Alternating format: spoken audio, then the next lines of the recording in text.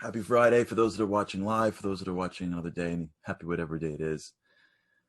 It's incredible how quickly these weeks are flying by. We are now nestling into summer. And we've been talking a lot about this idea of significance.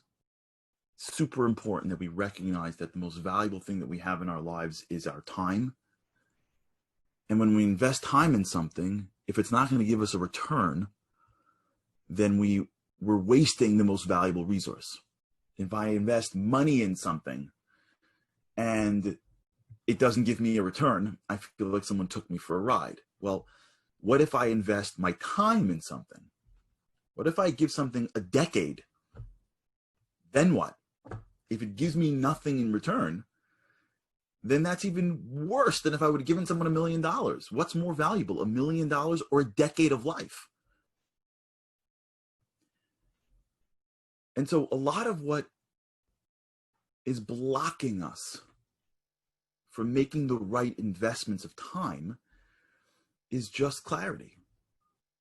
It's doing things by thinking about them in a very deep way. Because if we're not spending time in clarity, then we're not fully understanding what it is that I should be doing every day. We're not fully invested in the days that we have. You ever feel this way where, like, the summer's over and you had so many plans for the summer and you're like, I was going to do this and I was going to do that and I was going to go here and I was going to go there, and all of a sudden, like, the summer's over, you're like, where did the summer go? You feel this way now, going, where did the year go? That mentality, that way of thinking is like a moment of awareness that my year could have been more. And we're going through the blocks. And we discussed this concept called the self-determination theory, which speaks about how we have psychological nutrients. And when we're engaged in these psychological nutrients, we allow ourselves to experience autotelic behaviors. For those that are here for the first time, just go back a few episodes. We went through this in greater detail. And that's really the goal of life. The goal of life is to get to a place where I can live in the present, where I can be happy where I am, where I could sort of suck the marrow out of the bones of every second of my day. Because only when I do that do I have a chance at being successful. Only when I am able to fully appreciate the seconds that I'm in allows me to become the best that I can be in those moments. And when we do things that make us feel significant, that give us confidence and mastery, that make us feel like we're connected to other people, connectedness, that give us a sense of autonomy, whatever I'm doing, I'm going to feel great. And if I can't get it in my regular life, I'll find it someplace else. If my job doesn't excite me, then I'll play video games when I get home. If I don't like video games, then I will watch somebody else do it on a very tightly scripted program that I could just sit back and live through somebody else. But I need to feel significance, either in myself, in my career, in my family, in my hobbies, or at the very least, through somebody else.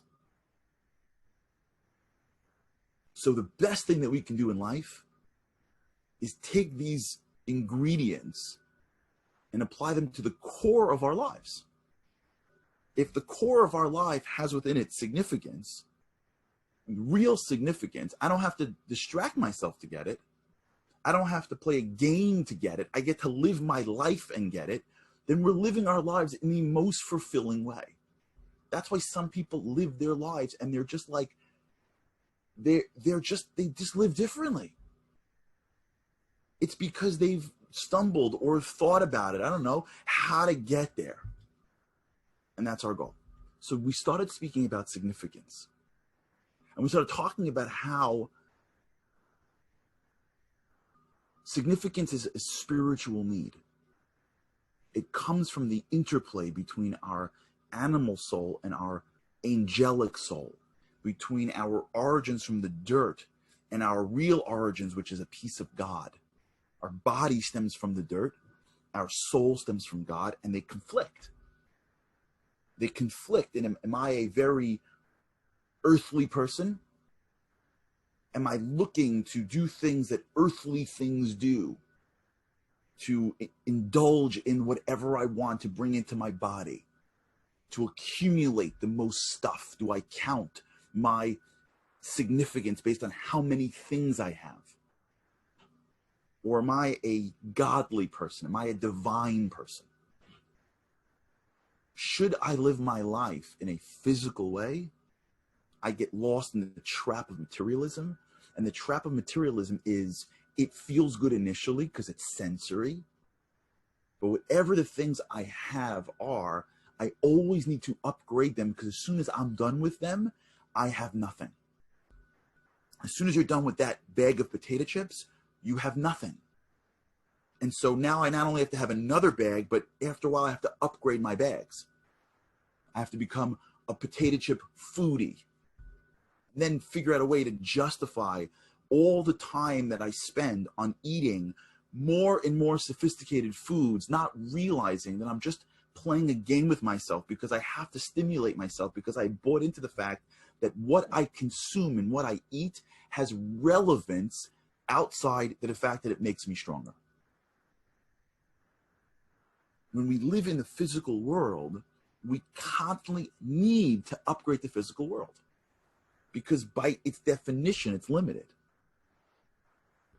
And here is the interplay between earthly significance and divine significance, between feeding and growing my body or feeding and growing my soul. And here's the problem: where the significance comes from.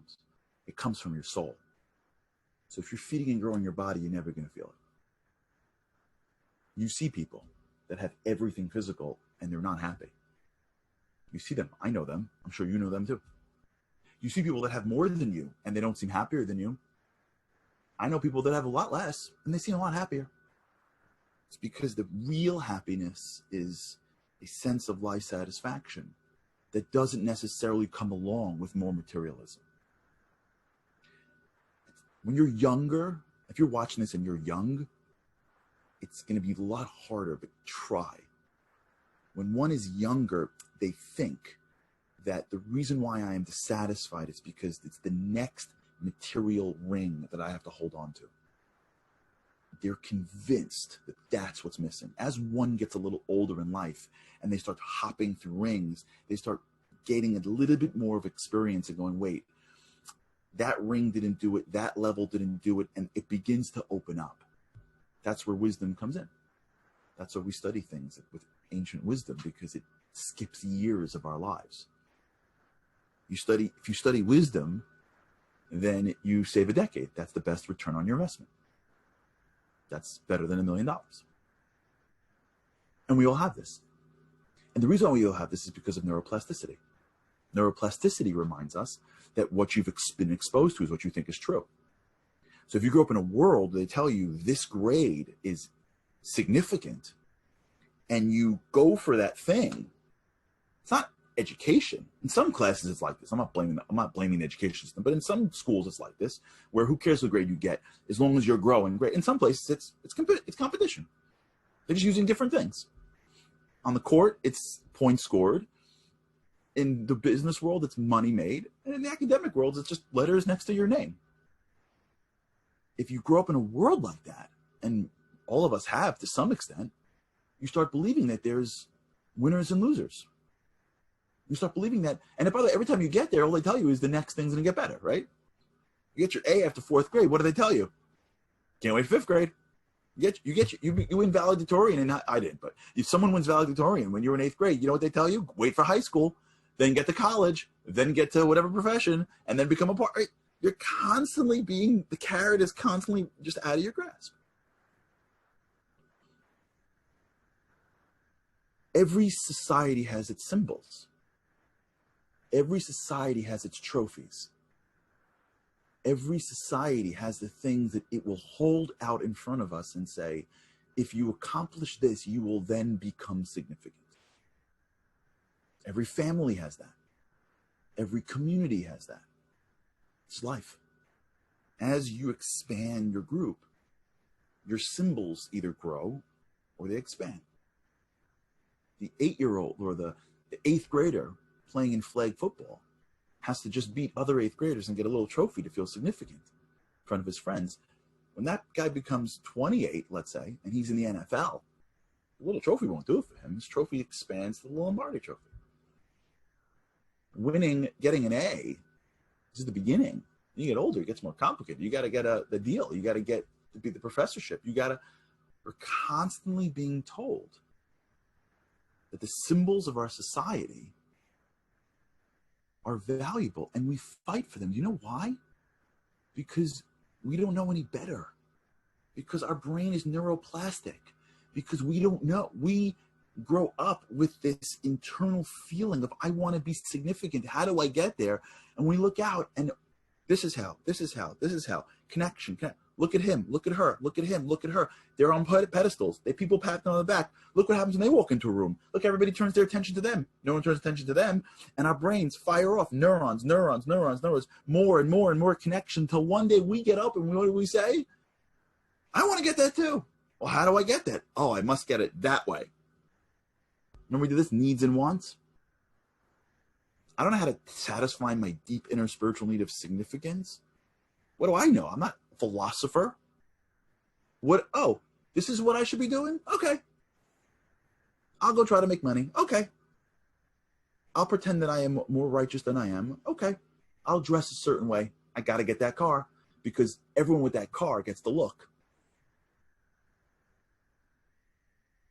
This is how society works, by the way.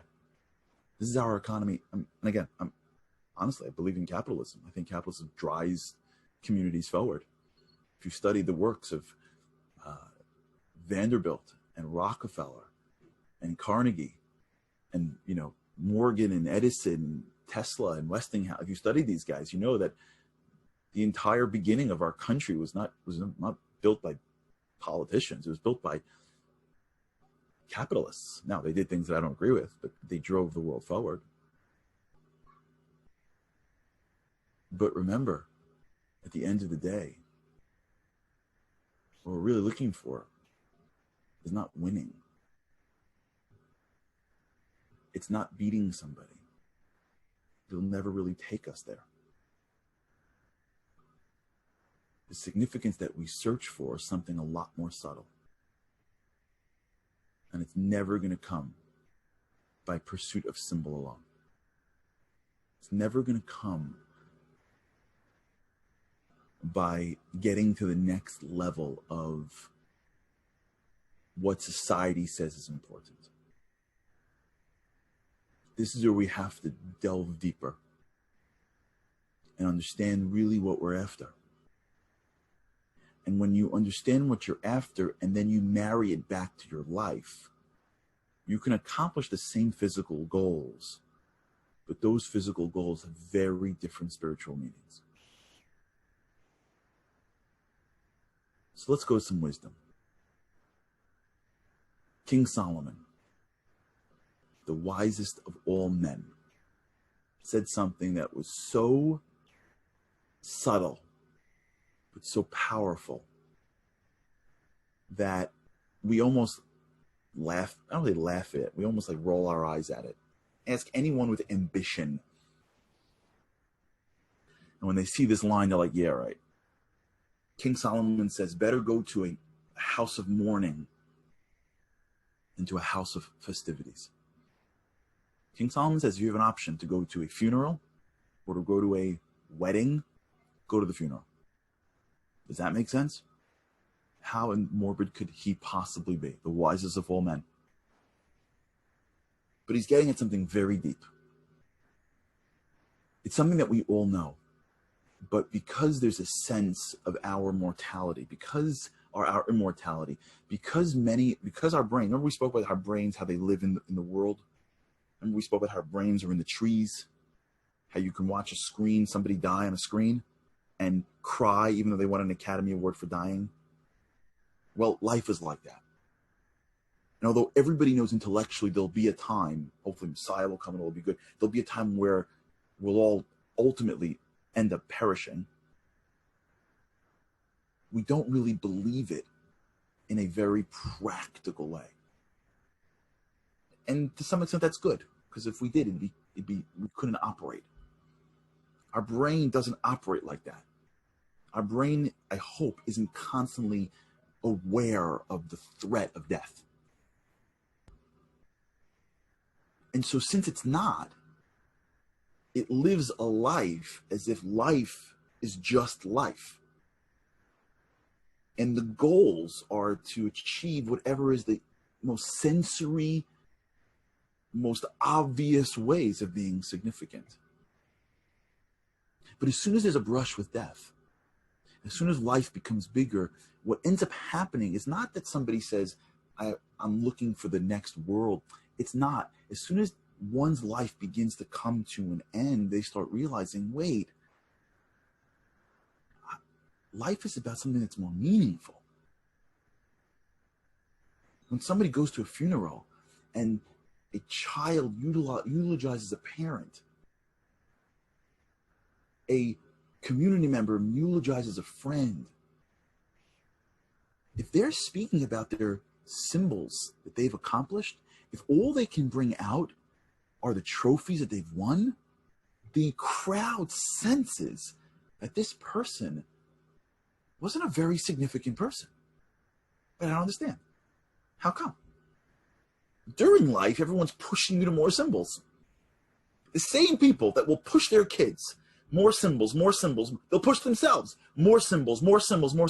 When that person goes into a funeral, sits in the pews, hears someone speaking, and the person gets up and says, my parent, they were, wonderful. They made so much money. They loved making money. They won at all costs.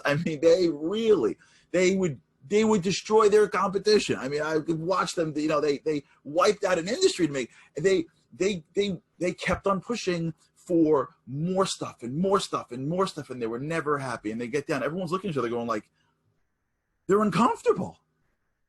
Why are you uncomfortable for? That society has given us. No? Aren't those the symbols of significance that we're all ascribed to? You can see someone get up there and speak about somebody.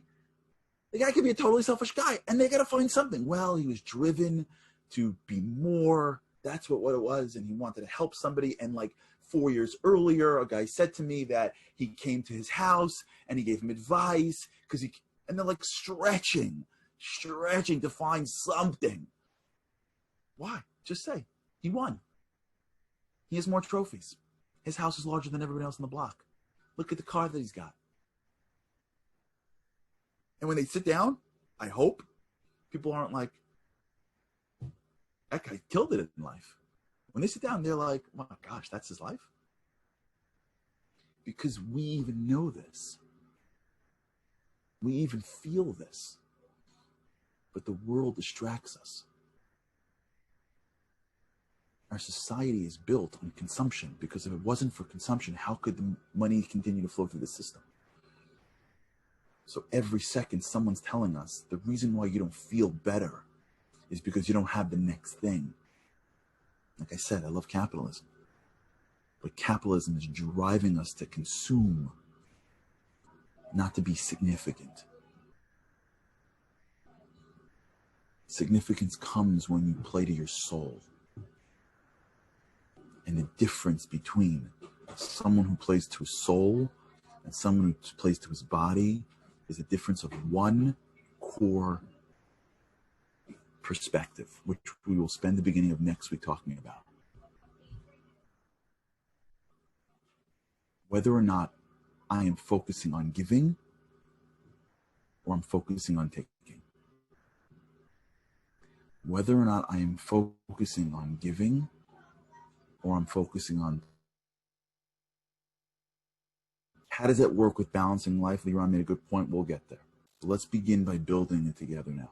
Let's sort of go into the weekend with this concept. Anytime I am giving, and I'm not giving to take, right? I'm giving. I'm not playing somebody. Anytime I am giving, I am going against my physical nature. Physicality grows in consumption.